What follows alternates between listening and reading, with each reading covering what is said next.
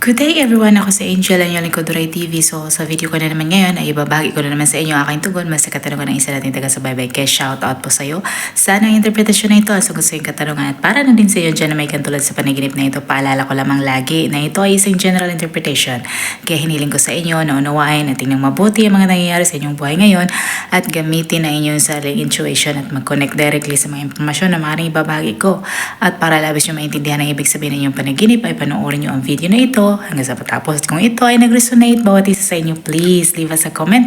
At huwag natin kalimutang mag-like, mag-subscribe at i-hit na notification bell para maging updated kayo lagi. As mga hindi pa nakapag-follow sa aking Facebook page, i-follow nyo na po Duray TV at i-share nyo na din. Maraming salamat. Kapag nagkaroon ka ng panaginip na ang iyong handbag or di kaya ang iyong purse ay kinuha ng isang tao na hindi mo kilala, ito ay maaaring nangangahulugan ng pamumuhay ng pagiging hopeless at depressed life, creating a financial loss. At ang panaginip kung saan ang spirit of devourer has been programmed, kumbaga nagka-program sa iyong buhay para magiging sanhi ng pains and difficulties. Ang pagkawala ng iyong bag ay isa sa mga nakakayang sitwasyon sa tao who has lost everything to the devil. Maaaring ito din ay sign ng financial problem. Ikaw ba ay nagwaldas ng pera lately? Baka ito na ang time para sa iyo to question your financial life.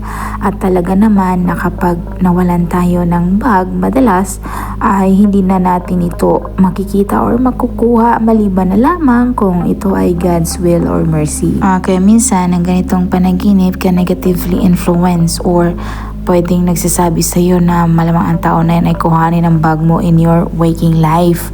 At kapag ang panaginip na ito takes place, maaaring makaka-experience ka ng isang malawak na troubles and emotional stress. Even marital delay is expected.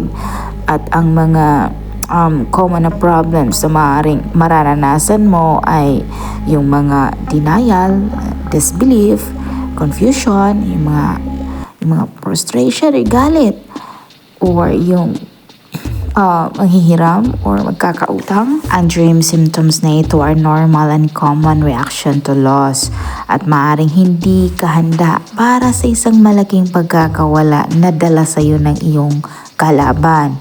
But with prayers, lahat ng plano nila will scatter. Tandaan, it takes time para ma-fully absorb mo ang impact of a major loss. Kaya importante na tandaan mo lagi na God is ultimately the source of our comfort, joy, and hope. Kaya kahit nawalan ka, ay Panginoon na laging handa na ibalik ito kung ano man ang nawawala sa iyo in 100-fold. Sana nagustuhan nyo ang dream interpretation na ibinahagi ko sa inyo ngayon at makibahagi na rin sa inyo mga opinion at katanungan sa pamamagitan ng pagkomento sa baba. At kung ikaw ay bago pa lang sa aking channel ay huwag kalimutang mag-like, mag-subscribe at i-hit na din ang notification bell para maging updated kayo lagi. At sa mga hindi pa nakapag-follow sa aking Facebook page, i-follow nyo na po Duray TV at i-share nyo na din. Maraming salamat. Hanggang sa muli. Paalam.